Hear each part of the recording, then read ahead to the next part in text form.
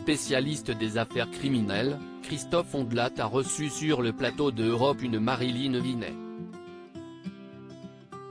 Son nom ne semble pas connu, mais son livret de famille fait figurer un géniteur aussi célèbre qu'effrayant, Émile Louis.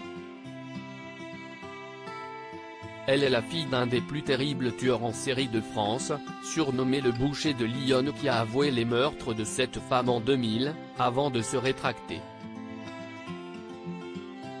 Le journaliste commence son émission consacrée à cet individu en lisant des passages du livre de celle qui a dû vivre avec cet homme, au titre simple et puissant, être la fille d'Émile Louis. Des extraits très difficiles à écouter, notamment quand l'autrice raconte avoir été témoin d'un de ces actes barbares. Elle a alors 11 ans.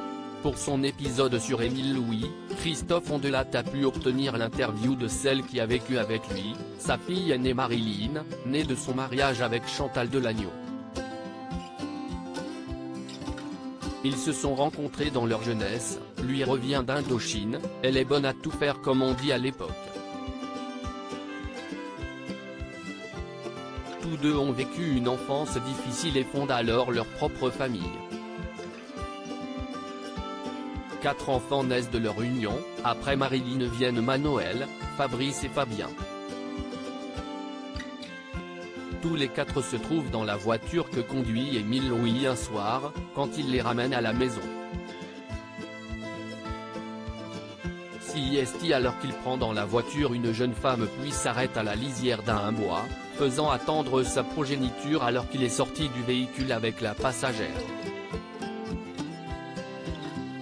Je les vois qui entrent dans le bois puis je les perds de vue. À l'arrière les 2 petits se mettent à pleurer puis ils s'endorment.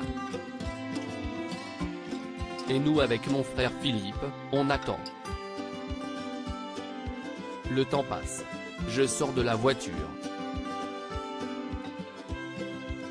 Au loin j'aperçois une lueur.